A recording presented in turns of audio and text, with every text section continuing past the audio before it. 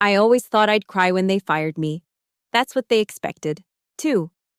Kyle Mercer, my soon-to-be former boss, had positioned the tissue box strategically on the conference table, angled precisely toward the chair where I was sitting. Diane from HR kept her eyes fixed on my face, waiting for the tears to start flowing. I'm sure they had a betting pool on how quickly I'd break down. But I didn't cry. Not a single tear. Rachel, as part of our ongoing departmental restructuring, we've made the difficult decision to eliminate your position, Kyle said, his face a mask of practiced sympathy that didn't reach his eyes. Today will be your last day with Logicor Systems. 6 days. That's all that stood between me and the quarterly bonus announcements.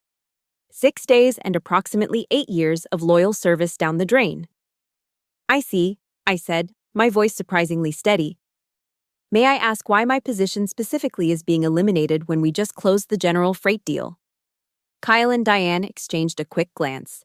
That deal was worth tens of millions, a fact they clearly hadn't expected me to bring up in my supposed moment of emotional devastation. The restructuring decisions were made at a higher level. Diane offered smoothly. It's nothing personal, Rachel. Your contributions have been valued. So valued that they couldn't wait one more week to fire me. Right. We'll need your badge and company devices before you leave, Kyle added, not even attempting to hide his relief at my composed reaction. It will supervise while you collect your personal belongings. I nodded, standing up from the table without touching the tissues. I understand. Is there anything else? They both looked slightly disappointed. I suspect Kyle had been looking forward to awkwardly patting my shoulder while I sobbed. Your severance package includes 2 weeks' pay and continuation of benefits through the end of the month, Diane said, sliding a folder across the table. All the details are in here, along with the termination agreement. We'll need that signed before you leave today. I took the folder without opening it. I'll look it over before I sign anything. Kyle frowned. It's standard paperwork. Rachel, nothing complicated. Nevertheless, I replied, tucking the folder under my arm. I'll review it first. 30 minutes later, I was escorted out of the building by a security guard who couldn't meet my eyes. 8 years, 3 promotions, and countless weekends sacrificed for Logicor Systems, all culminating in a humiliating march through the open office plan with a cardboard box of desk plants and family photos while my colleagues pretended to be fascinated by their computer screens. I managed to keep my composure until I reached my car in the parking garage. Then I sat behind the wheel, hands gripping the leather so tightly my knuckles turned white, and I allowed myself exactly 5 minutes of pure, unfiltered rage. Not sadness rage. Because this wasn't just about losing a job.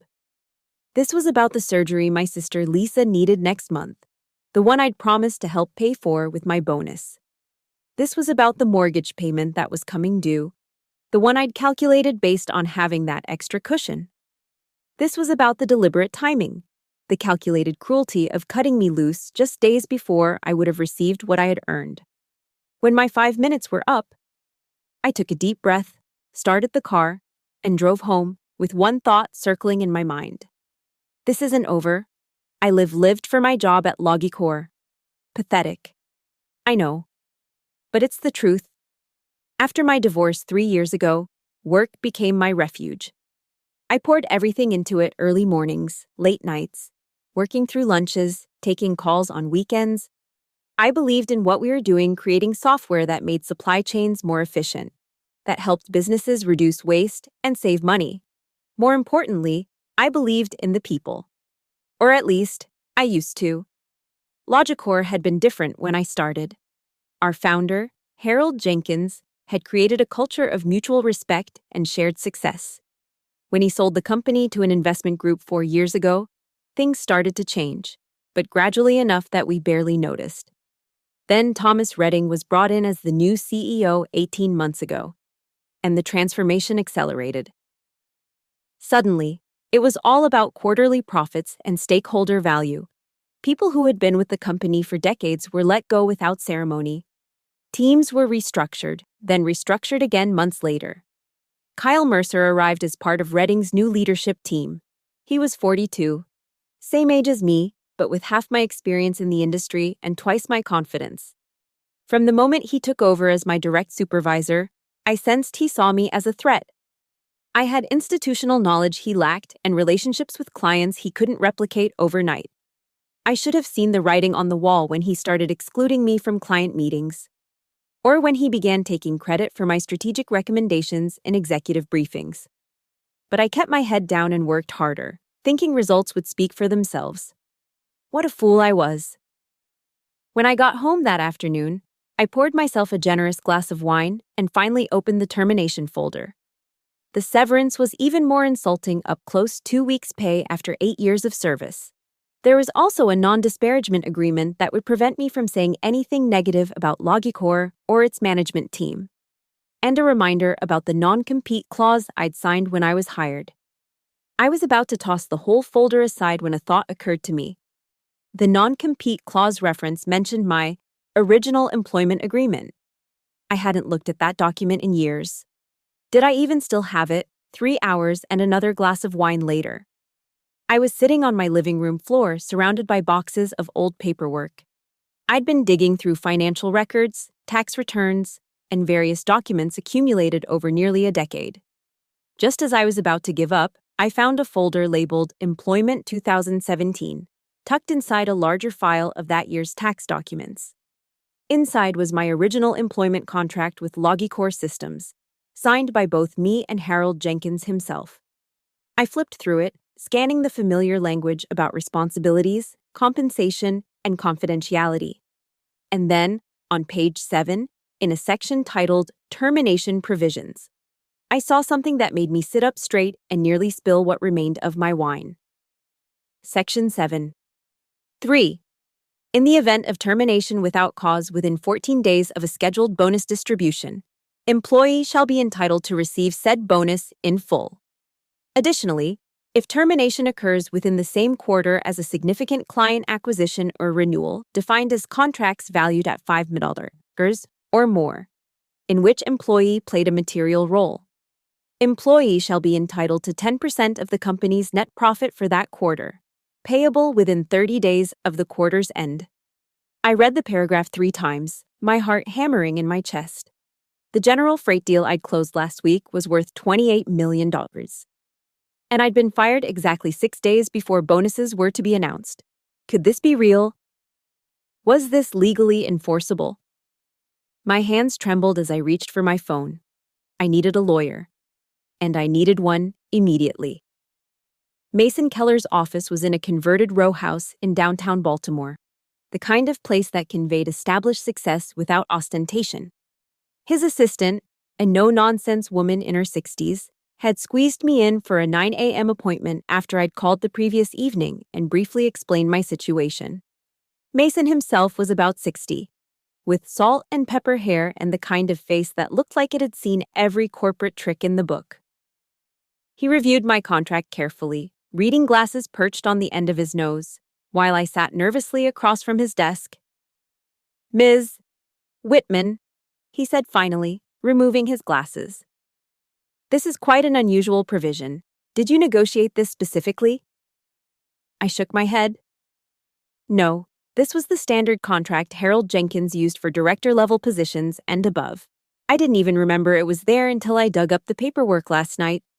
Mason nodded thoughtfully. Harold Jenkins had a reputation for taking care of his people. This clause was his way of preventing exactly what appears to have happened to you: termination time to avoid paying earned compensation. He tapped the document. This is essentially an anti-betrayal armor built into your employment terms. Is it enforceable? I asked, leaning forward. Maryland courts generally uphold clear contractual language, Mason replied. And this is quite clear. But we'll need to establish 2 things conclusively. First, that you were terminated without cause, and second, that you played a material role in the General Freight acquisition. I can prove the second part easily, I said. I led the entire sales process from initial contact through contract signing. My name is all over the documentation. Good, Mason nodded. As for the first part, proving termination without cause, that may be more challenging. Companies rarely admit they're firing someone without cause. especially when significant money is at stake. They told me it was part of a departmental restructuring, I explained, and conveniently timed just before bonus announcements. Mason noted dryly. Did they provide any documentation regarding poor performance, warnings, or disciplinary actions? No, nothing like that. The termination came completely out of the blue. Mason made a note on his legal pad. That works in our favor. Have you signed anything they gave you yesterday? The severance agreement or termination paperwork? No, I replied. Something told me to wait. Excellent instinct, Mason said with approval. Don't sign anything. In fact, don't communicate with them at all without consulting me first. He leaned back in his chair. Ms. Whitman, I'd like to take your case. Based on what you've shown me, and assuming we can gather supporting evidence, you have a very strong position. For the first time since being fired, I felt a flutter of hope. What do we do first? First, we calculate exactly what you're owed, Mason said. Do you have any idea what Logicorp's quarterly profit might be? I frowned. The last quarterly report I saw projected around $30 million for Q3, but with the general freight deal, it could be higher. The finance team plays things close to the chest. We'll need to confirm those numbers, Mason said, and we'll need documentation that solidifies your role in the general freight acquisition, emails, meeting notes, presentation decks, anything that proves you were instrumental to the deal. I nodded, already mentally cataloging what I might have saved. I have some of that in my personal files, but most of it would be on Logicorp's servers. That's where discovery comes in, Mason explained. Once we file suit, we can request those documents. But before we get there, it would be helpful to have someone on the inside who might be willing to help us build our case. I thought about my colleagues at Logicorp. Most would be too afraid of losing their own jobs to help me. But there was one person who might be willing to take the risk. Actually, I said slowly, I think I know exactly who to call. Elena Brooks and I had started at Logicorp around the same time. She'd begun as an administrative assistant and worked her way up to executive assistant to the C-suite. In a company where information was currency, Elena was quietly wealthy. She knew everything that happened at Logicorp, often before the people involved did. More importantly, she had been increasingly disillusioned with the new management team. We met at a small cafe 3 miles from the Logicorp office, an intentional choice to avoid running into any current employees. Elena arrived wearing large sunglasses despite the overcast day, looking nervously over her shoulder as she slid into the booth across from me. I can't stay long, she said, keeping her voice low. If Kyle found out I was meeting with you, he'd have my desk cleared before I got back. I appreciate you taking the risk, I said sincerely. How are things there? Elena removed her sunglasses, revealing tired eyes. Chaos. Your team doesn't know what's happening. Kyle told them you left for personal reasons, but no one's buying it. Not after you closed the general freight deal. She shook her head. That's why I agreed to meet you. The timing is too suspicious. That's exactly why I called, I said, leaning forward. Elena, I need to understand why they fired me now. Specifically, was it just to avoid paying my bonus? Or is something else going on? Elena glanced around the cafe before answering.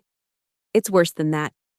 After you closed the general freight deal, Kyle presented a staffing reorganization plan to Thomas. He convinced Thomas that they could distribute your responsibilities among the remaining team members and put Kyle himself as the client lead for general freight. Let me guess, I said bitterly. That would make Kyle eligible for the commission and relationship bonus. Elena nodded. And it gets better. Kyle specifically argued that by eliminating your position, they could increase the executive bonus pool by redistributing what would have been your quarterly bonus. My blood boiled, but I kept my voice steady. Do you have any proof of this? Emails, meeting notes, anything? Elena hesitated. I don't have copies, but I typed up the minutes from that meeting. It's all there in black and white. Kyle explicitly said, and I quote, by implementing this restructuring before bonus announcements, we can optimize the distribution of incentive compensation to better align with our go-forward strategy. Corporate speak for Fire Rachel, and take her money. Elena, I need those minutes, I said. And anything else you can find about my termination or the general freight deal. She bit her lip.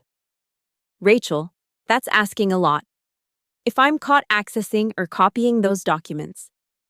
I know, I acknowledged. And I wouldn't ask if it wasn't important. But they screwed me. Elena. They timed my firing deliberately to cheat me out of what I earned. And they're going to get away with it unless I can prove what really happened. Elena was quiet for a moment, stirring her untouched coffee. Finally, she looked up. There's something else you should know. The general freight deal, it's even bigger than you realized. The contract you negotiated has escalator clauses that kick in if they expand to additional distribution centers within the first year. Their CFO already indicated to Thomas that they're planning to add 3 more locations by Q2 next year. My eyes widened. That would nearly double the contract value. Exactly. Elena nodded. Logicor is projecting record profits for the next 4 quarters, largely because of the deal you closed.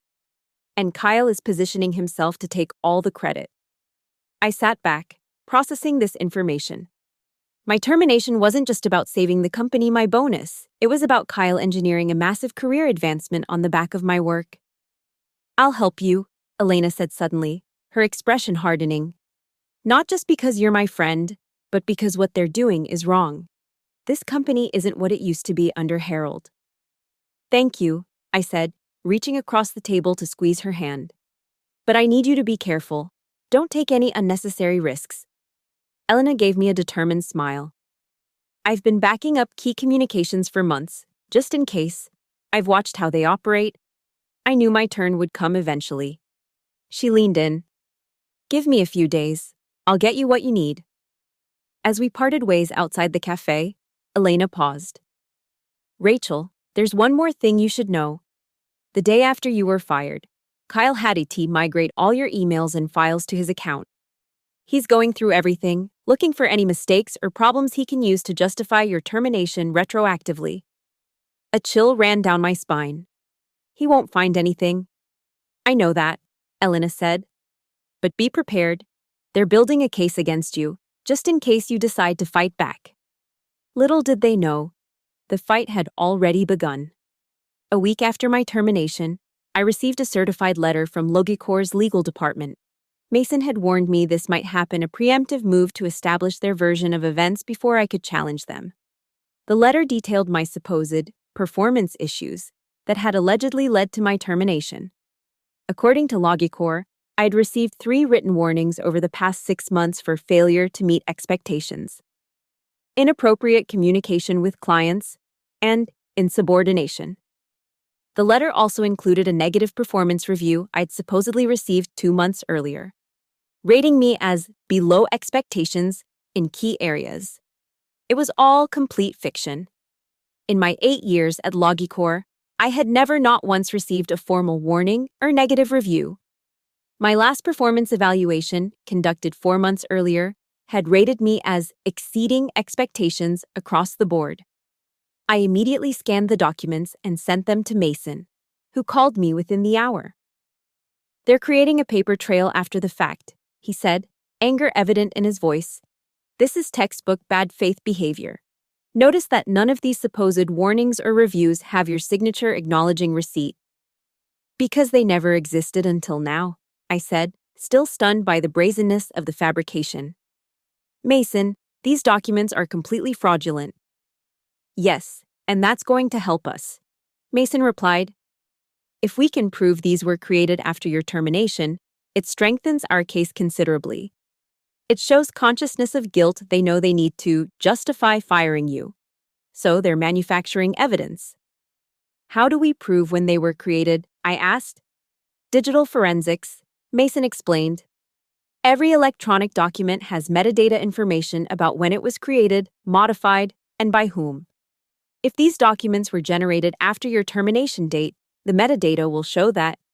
I thought about what Elena had told me. Kyle isn't tech-savvy. He dictates everything to his assistant or uses templates. If he created these documents, there might be electronic traces. Exactly what we need, Mason said. I'm going to engage a digital forensics specialist to review these documents. In the meantime, reach out to your contact inside. We need to know if there are any legitimate documents in your personnel file that might contradict these fabrications. I contacted Elena that evening through a secure messaging app we'd set up for this purpose. Her response came at nearly midnight. Checked your HR file, nothing negative. Annual review from April rated exceeds expectations. No warnings or disciplinary actions on record. We'll try to access Kyle's computer files tomorrow. The next day, Elena sent another message. Jackpot, found Word documents on Kyle's desktop. All 3 warnings and the review were created last Thursday, 2 days after you were fired. Timestamps don't lie. Taking screenshots of file properties now. By the time we met again 3 days later, Elena had compiled a damning collection of evidence screenshots showing the creation dates of the fraudulent documents. Copies of meeting minutes where Kyle had praised my work on the general freight deal. And internal emails discussing the timing of my termination to maximize bonus pool efficiency. When? There's something else, Elena said, sliding a USB drive across the table. I think you should talk to Ben Transton in finance. Ben? I was surprised. I knew Ben professionally, but not well. Why Ben? He's been asking questions about your termination, Elena explained. And last week, he had a huge argument with Martin Wells.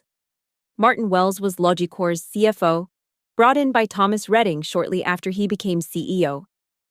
What kind of argument? I asked. Elena lowered her voice. I don't know exactly, but it was about the quarterly financial projections. Ben stormed out of Martin's office saying something about cooking the books and fraudulent reporting. The next day, he was removed from the financial reporting team and reassigned to accounts receivable. A demotion, I observed. Definitely. Elena confirmed. Ben's been with Logicorp for 12 years. He's one of the few old guard left in finance. If anyone knows the real numbers for Q3 profit, it's him. I nodded slowly. I'll reach out to him. If what you're saying is true, we might have more leverage than I thought. Be careful, Elena warned. After what happened with Ben, people are scared.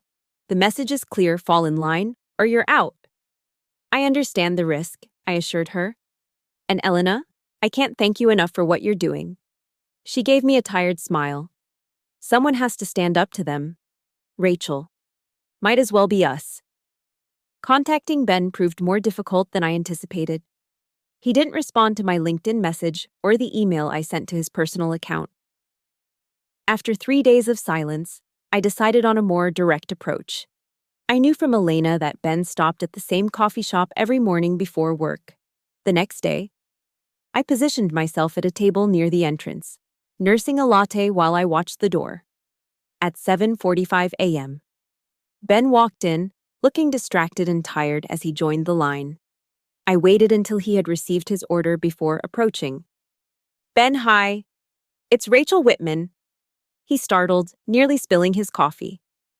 Rachel, I didn't expect to see you here. I was hoping we could talk, I said quietly. Just for a few minutes. Ben glanced nervously around the coffee shop. I don't think that's a good idea. I'm sure you understand. I do, I acknowledged. But I also understand you had some concerns about the Q3 financial projections. Concerns that got you reassigned? His eyes widened slightly. Who told you that? It doesn't matter, I replied. What matters is that I think we might be able to help each other.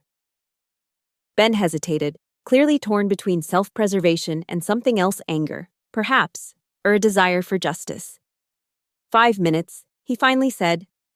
Not here. There's a park 2 blocks east. I'll meet you there in 10 minutes. Ben was already seated on a bench when I arrived at the small urban park. It was early enough that the space was nearly empty. Just a few people walking dogs or hurrying through on their way to work. I can't stay long, Ben said as I sat beside him. And I need you to understand that I can't lose my job. Rachel, I have 2 kids in college. I understand, I assured him. I'm not asking you to do anything that would put your position at risk. I just want to know what happened between you and Martin. Ben was silent for a moment, his fingers tapping anxiously against his coffee cup. It's complicated, he finally said, and potentially serious. I'm listening, I encouraged. He took a deep breath. After you close the general freight deal, Martin instructed me to prepare 2 sets of financial projections for Q3. The official version, which would be used for executive bonus calculations and eventually shared with the board, showed the full impact of the deal, a 28% increase in quarterly profit. That seems appropriate, I noted. The deal was significant. Yes, Ben agreed. But then Martin told me to prepare a second version, an internal, preliminary projection that dramatically understated the profit impact. This version showed only a 12% increase, despite using the same underlying data. I frowned. Why create 2 versions? The preliminary version was backdated to the day before your termination, Ben explained, lowering his voice further. It was designed to make it appear that the company didn't yet understand the full financial impact of the general freight deal when they decided to eliminate your position. The implications hit me like a physical blow. They're covering their tracks. Ben nodded grimly. When I questioned Martin about it, he said it was standard practice to prepare multiple scenarios. But it's not. It's deliberate manipulation of financial reporting to justify a personnel decision that was already made. That's when I called it what it was, cooking the books. Yuri, and he had you reassigned, I concluded. Effectively demoted, Ben confirmed, with a strong suggestion that I should be grateful to still have a job at all.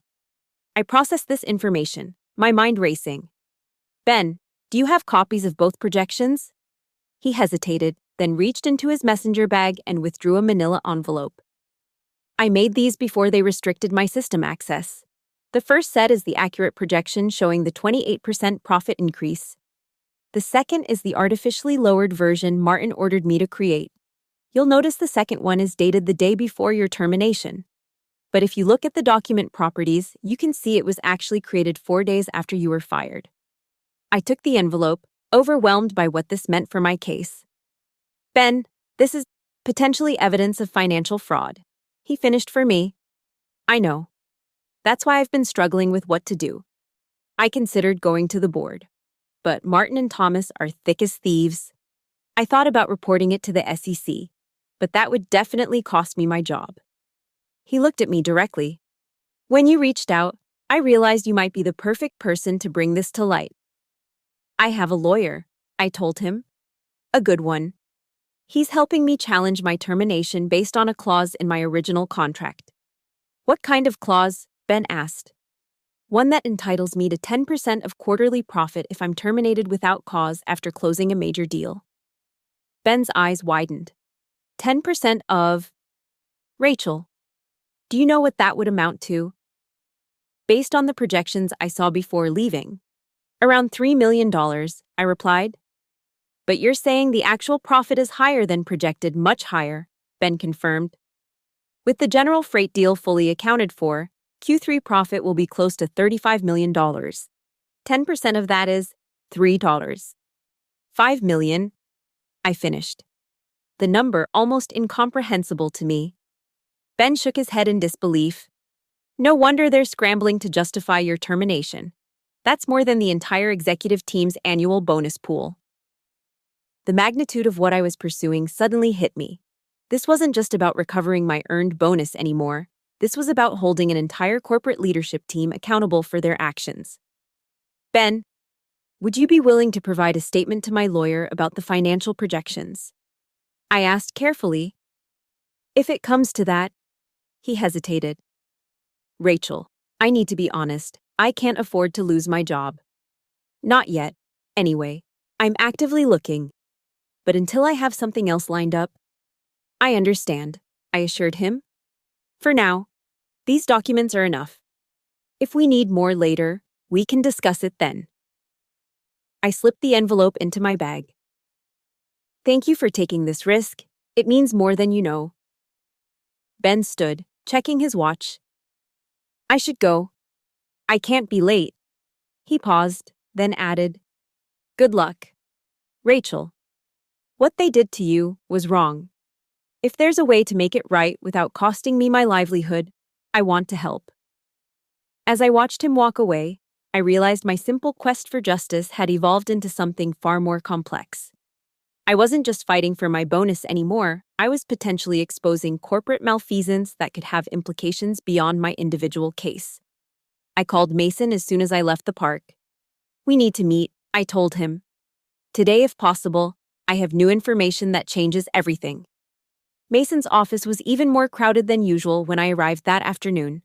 Papers covered nearly every surface, and a whiteboard had been set up against one wall, covered with notes and diagrams. "Sorry for the chaos," Mason said as I navigated around a stack of legal books. "We're in full preparation mode. I've brought in Jessica Liu to help with your case." He gestured to a younger woman who rose from behind a document-covered desk. "Jessica specializes in employment law and has extensive experience with contract disputes." After introductions, I laid out everything I'd learned: the fabricated performance warnings, the doctored financial projections, and the deliberate timing of my termination to redirect bonus funds. Mason and Jessica exchanged glances as I finished my account. "This is no longer just a contractual dispute," Mason said gravely. "What you're describing potentially crosses into securities fraud territory. Manipulating financial projections, creating backdated documents, these are serious violations." "Does that help or hurt our case?" I asked. "Both," Jessica answered. "It significantly strengthens our leverage against Logicor. They won't want any of this becoming public. But it also raises the stakes considerably. They'll fight harder to keep it quiet," Mason added. "Which means we need to be fully prepared before we make any moves. The good news is, with the evidence you've gathered, we're in a position to force a resolution without necessarily going to trial." "What's our next step?" I asked. "We prepare a demand letter," Mason explained. "We outline your contractual claim, provide evidence of their bad faith actions, and propose a settlement amount. Given what we now know about Q3 profits, I suggest we demand the full 10% you're entitled to $3.5 million plus legal fees in compensation for damage to your professional reputation." The number still seemed surreal to me. "And if they refuse, then we file suit," Jessica said simply. "But based on what you've shown us, I don't think it will come to that. Companies like Logicor fear two things above all: public scandal and shareholder lawsuits.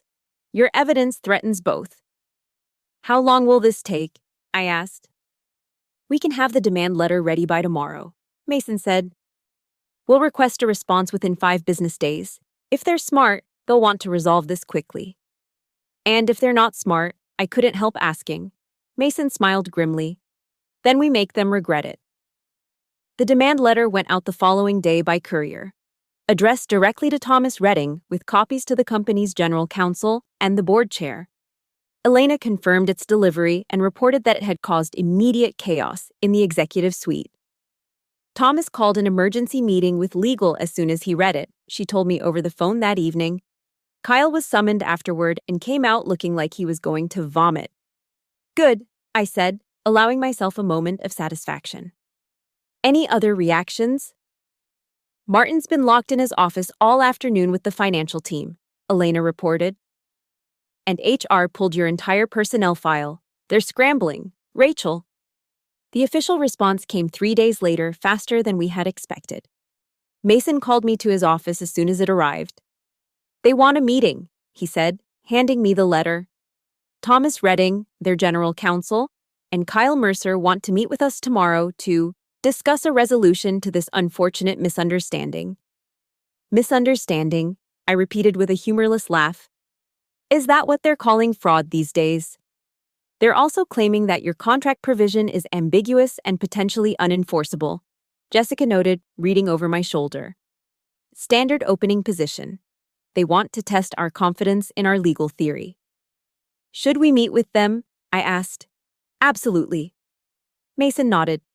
"But on our terms, not theirs. I've already responded that we'll meet at my office, not Logicor headquarters. And I've specified that any discussion must begin with an acknowledgement of the validity of your contract." "How should I prepare?" I asked. "Review all the evidence again. Jessica advised. Be ready to speak clearly and confidently about your role in the general freight deal and the circumstances of your termination. But most importantly, be prepared for them to attack your character and performance. They'll try to rattle you. I won't let them, I promised. Mason smiled approvingly. I believe you. One more thing, wear your best suit. Perception matters in these situations. You want to walk in looking successful and unbroken. The next morning, I arrived at Mason's office an hour before the scheduled meeting. I wore a charcoal gray suit that I'd purchased for a major client presentation last year, paired with the pearl necklace my grandmother had left me. Professional, polished, and quietly confident, exactly the image I wanted to project. Jessica helped me review our key points one final time while Mason arranged the conference room. At precisely 10 a.m., his assistant announced the arrival of the Logicor contingent. Thomas Redding entered first, tall, immaculately dressed, with the practiced smile of a man accustomed to getting his way. Behind him came Olivia Patel, Logicor's general counsel, her expression carefully neutral. Kyle entered last, looking distinctly uncomfortable. Ms. Whitman, Thomas said, extending his hand across the table after everyone was seated. I must say, this isn't how I expected us to next meet. I shook his hand firmly. Circumstances change, Mr. Redding, as I've recently discovered. Indeed, he replied, his smile never wavering. I hope we can resolve this situation amicably. There seems to have been some confusion regarding your departure from Logicor. Not confusion, Mason interjected smoothly. Deliberate misrepresentation. As outlined in our letter, we have substantial evidence that Ms. Whitman was terminated without cause, in violation of her employment agreement, and that documents were subsequently fabricated to justify this action after the fact. Olivia leaned forward. Those are serious allegations. Mr. Keller, we categorically deny any suggestion of document fabrication or bad faith actions. Then perhaps you can explain why performance warnings allegedly issued to Ms. Whitman months ago were created as Word documents on Mr. Mercer's computer 2 days after her termination. Jessica asked, sliding printouts of the metadata across the table. Or why 2 different Q3 profit projections exist, one of which was backdated to appear as if it preceded Ms. Whitman's termination decision. Kyle shifted uncomfortably in his seat, while Thomas maintained his composure. I'm not personally familiar with these documents, Thomas replied smoothly, but I'm certain there's a reasonable explanation. Perhaps the files were simply transferred to a new system or recreated due to a technical issue. When, on 3 separate occasions, for 3 different warnings, all created within hours of each other despite supposedly being issued months apart, Mason asked skeptically, that would be quite a coincidence. What exactly are you implying, Mr. Keller? Thomas asked, his smile finally fading. I'm not implying anything, Mason replied. I'm stating directly that Logicor terminated Ms. Whitman to avoid paying her earned compensation, then created fraudulent documentation to justify that termination when confronted with the consequences. Kyle finally spoke up, his voice strained. Rachel was underperforming for months. The restructuring decision was made weeks before her termination. Then you won't mind providing the planning documents and emails regarding this restructuring, Jessica countered. With metadata intact, of course. Olivia placed a hand on Kyle's arm, silencing him.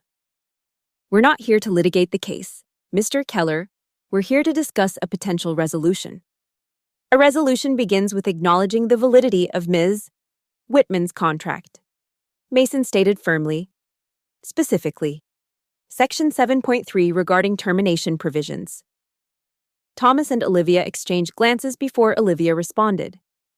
For the purpose of today's discussion only, and without prejudice to our position should litigation become necessary, we're prepared to acknowledge the existence of that provision and explore what it might mean in practical terms. It means Ms. Whitman is entitled to 10% of Logicor's Q3 profit, Mason said bluntly, which, based on the accurate financial projections, not the artificially lowered ones, Mr. Wells instructed to be created amounts to approximately 3.5 million. Thomas couldn't hide his reaction to the number. That's preposterous. No single employee is worth that kind of payout. Yet your contract promised exactly that. I spoke up for the first time. A contract I didn't draft. By the way, Logicor did. I simply had the good sense to keep a copy. Contracts can be challenged, Olivia noted, particularly when they contain provisions that could be deemed unconscionable. By all means, challenge it, Mason invited. A public court battle where we present evidence of document fabrication and financial manipulation will certainly be interesting to your shareholders. Not to mention the SEC. The mention of the Securities and Exchange Commission landed like a bomb in the room. Thomas's face hardened, while Kyle looked increasingly ill. This is nothing short of extortion, Thomas said coldly. No, Mr. Redding, I replied, maintaining steady eye contact. This is consequences. You fired me 6 days before bonuses to redirect my earned compensation to executives. You fabricated performance issues that never existed. You manipulated financial projections to hide the impact of a deal I closed. These are choices Logicor made. I'm simply enforcing the contract Logicor wrote. A heavy silence fell over the room. Finally, Thomas turned to Olivia. Give us the room, please. I'd like to speak with Ms. Whitman directly. After some discussion, it was agreed that Thomas and I would speak privately, with the understanding that no binding agreements would be made without counsel present. When the others had left, Thomas dropped the executive persona. What do you really want, Rachel? Everyone has a number. What's yours? I want what my contract guarantees, I replied simply.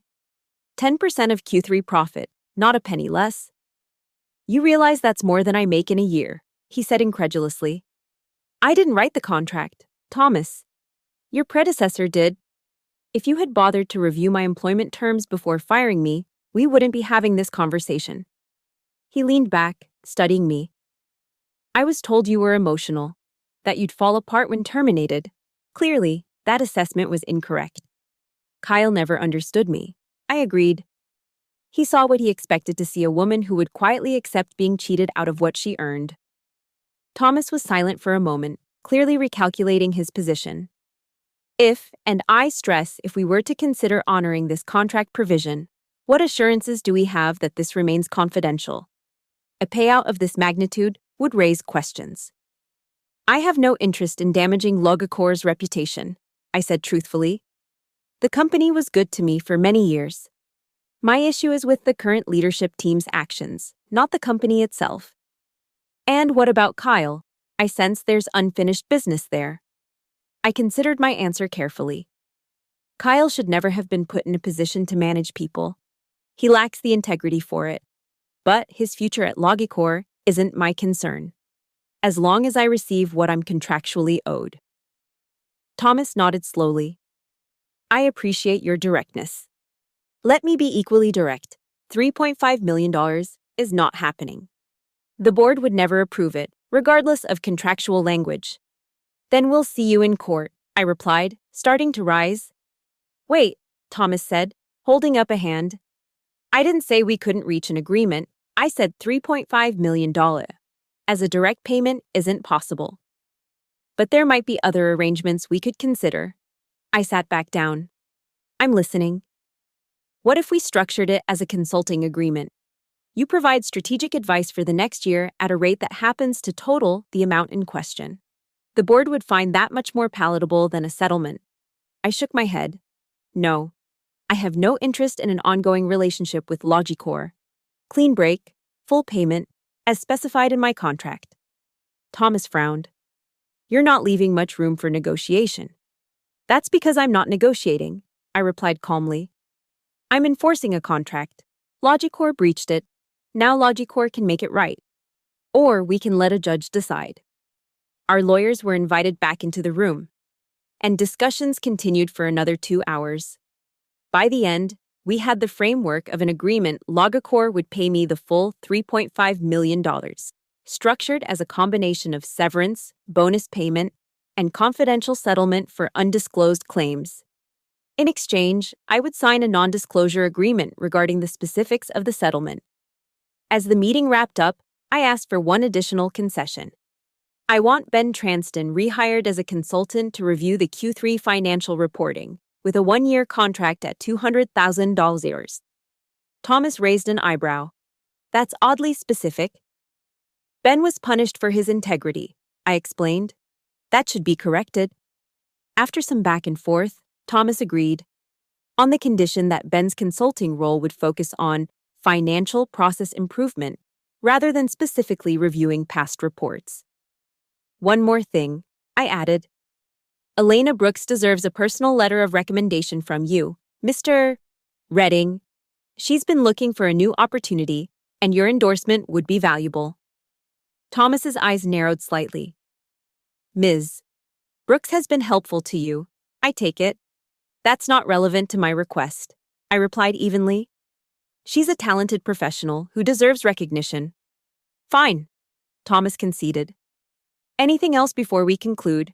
I shook my head, satisfied that I had secured not only my own compensation, but also protection for the two colleagues who had risked their careers to help me. As we prepared to leave, Thomas pulled me aside for one final word. For what it's worth, firing you was Kyle's recommendation, not mine. I simply approved it based on his assessment. And yet you're the CEO, I reminded him. The culture of a company starts at the top. Thomas. Remember that when you're wondering why good people keep leaving Logicor? His face tightened, but he said nothing more as I walked out. In the hallway outside the conference room, I passed Kyle, who was waiting to speak with Thomas. He couldn't meet my eyes. Goodbye, Kyle, I said pleasantly. I'd say it's been a pleasure working with you, but we both know that would be a lie. He mumbled something inaudible in response. His face flushed with humiliation. I felt no sympathy. Some lessons are expensive, and Kyle was about to learn one of the costliest of his career. The final settlement was signed 2 days later. Mason had added several provisions to ensure Logicor couldn't delay payment or create additional obstacles. The funds would be transferred within 72 hours of signing. You realize this makes you one of my most successful clients ever, Mason told me as we completed the paperwork. Most wrongful termination cases settle for a fraction of this amount. Most employees don't have contracts with 10% profit clauses, I pointed out. True, he acknowledged. But most wouldn't have had the presence of mind to find that contract, or the determination to fight for what it promised. You should be proud, Rachel. I was proud, but also exhausted. The past weeks had been a roller coaster of emotions, anger, vindication, anxiety, and relief, sometimes all within the same hour. What will you do now? Jessica asked as we wrapped up our final meeting. First, I'm going to help my sister with her medical bills, I replied. Then pay off my mortgage. After that, I smiled. I think I've earned a vacation. Maybe Europe. I've always wanted to see the Mediterranean. Well deserved, Mason agreed. And professionally. I had been thinking about this a great deal. I'm not sure yet. I have options now that I didn't have before. Maybe start my own consulting practice, or take some time to figure out what I really want to do next. What I didn't tell them was that I'd already received 3 calls from Logicor competitors who had somehow heard about my departure and were eager to discuss opportunities. Word traveled fast in our industry, though no one yet knew about the settlement. The money hit my account exactly 72 hours after the settlement was signed, $3.5 million, minus Mason's well-earned fee. I stared at the balance for a long time, still struggling to believe it was real. My first call was to my sister Lisa. Your surgery is covered, I told her, my voice breaking slightly. And so is your recovery. All of it. Rachel. What are you talking about? She asked, confused. How can you afford that after losing your job? It's a long story, I replied. One I'll tell you over dinner tonight. Pack a bag afterward, we're going to Europe next month. My next call was to my mortgage lender, where I arranged to pay off my home loan in full. The feeling of financial freedom was indescribable. No more monthly payments. No more interest accumulating. Just the security of knowing my home was truly mine. Elena called later that afternoon. It's done, she said cryptically. Kyle has been reassigned to a regional office in Tulsa, effective immediately. I couldn't help smiling. How convenient. And Thomas. Spinning it as a strategic realignment of leadership, Elena reported. But everyone knows. The timing is too obvious. She paused. By the way, I got my recommendation letter. It was surprisingly glowing. You deserved it, I told her. Have you started looking elsewhere? Actually, I have an interview next week with Westridge Solutions, she said, naming one of Logicor's main competitors. Their CEO used to work with Thomas, and apparently they had a falling out. He seemed very interested in hiring someone with inside knowledge of Logicor's operations. Good, I said sincerely. You deserve better than what Logicor has become. Ben reached out a few days later to thank me for the consulting arrangement. I still can't believe you made that part of your settlement, he said, sounding both grateful and impressed. You didn't have to do that. You took a risk to help me, I reminded him. I don't forget things like that. I hesitated, then added. Be careful with the financial review. Ben, document everything, but watch your back. Thomas agreed too easily. Already on it, Ben assured me. I'm keeping copies of everything off-site, and I've already flagged some concerning patterns in how they're booking revenue. Nothing illegal, but definitely aggressive accounting. Just be careful, I repeated. The last thing I want is for you to end up in the crosshairs because of me. Don't worry, Ben said confidently. I've learned from watching you. Always keep receipts. In the weeks that followed, I did exactly what I'd promised myself. I paid off debts, helped my sister through her surgery, and planned our European vacation. I took long walks, read books I'd been meaning to get to for years, and slept without my phone by my bed for the first time in a decade. I also received regular updates from Elena about the aftermath at Logicor. The general freight implementation was struggling without my leadership. Kyle's reassignment had left a vacuum that no one was equipped to fill. Thomas had brought in an outside consultant at considerable expense to try to salvage the relationship. I felt no satisfaction in their struggles. The employees at Logicor, many of whom had been my colleagues and friends for years, didn't deserve to suffer for the leadership team's poor decisions. Before leaving for Europe, I did one final thing. Using a newly created email account, I posted a detailed review of Logicor on Glassdoor.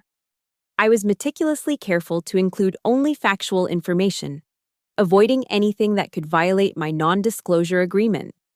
I described the company culture, the leadership change after Harold Jenkins's departure, and the shift in priorities from employee well-being to quarterly profits. I concluded with, Logicor was once a great place to work, with leadership that valued both customers and employees. That company no longer exists. What remains is a hollow shell that prioritizes executive bonuses over employee loyalty. If you're considering joining, understand that your contributions will be claimed by others when convenient, and your compensation is viewed as an unfortunate necessity rather than earned reward. The review went viral within the industry within 48 hours. 3 former colleagues contacted me privately, suspecting I was the author. I neither confirmed nor denied, but each of them shared similar stories of mistreatment or ethical concerns. A month later, as I sat at a cafe overlooking the Mediterranean in Positano, Italy, Elena sent me a message. Q3 financial results finally published, significantly below projections. Stock down 12%. Board calling special meeting to discuss leadership concerns. I put down my phone and took a sip of my espresso, feeling the warm Italian sun on my face. The wheels of justice turned slowly sometimes, but they did turn. Thomas and his team would eventually face consequences for their actions, with or without my involvement. My sister Lisa joined me at the table, her recovery progressing well after her successful surgery. What are you smiling about? She asked. Just enjoying the view, I replied, gesturing toward the stunning coastline. And thinking about how sometimes things work out exactly as they should. I still can't believe how everything happened, Lisa said, shaking her head in amazement. When you first told me you'd been fired, I was terrified for you. Now look at you debt-free, traveling Europe, and fielding job offers from companies that would have ignored you 6 months ago. She was right. 3 major companies in my industry had reached out with executive-level opportunities, each offering compensation packages well beyond what I'd earned at Logicor. I was in no rush to decide. Financial security had given me the luxury of patience.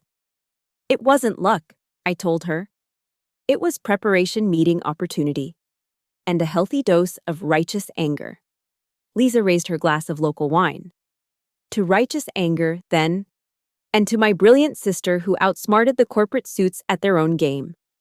I clinked my espresso cup against her glass. And to never settling for less than what you've earned. As the sun began to set over the Mediterranean, painting the sky in shades of gold and pink, I felt a profound sense of peace. The anger that had driven me through the past months had dissipated, replaced by something more valuable, the knowledge that I had stood up for myself when it mattered most. They had fired me 6 days before bonuses, thinking I would simply walk away defeated. They had forgotten to read the fine print of a contract they themselves had written. They had underestimated my determination, my intelligence, and my worth. That was their mistake. One that had cost them $3.5 million. A key client relationship, and possibly their careers. As for me, I had discovered a strength I hadn't known I possessed. And that, even more than the financial settlement, was something no one could ever take away from me.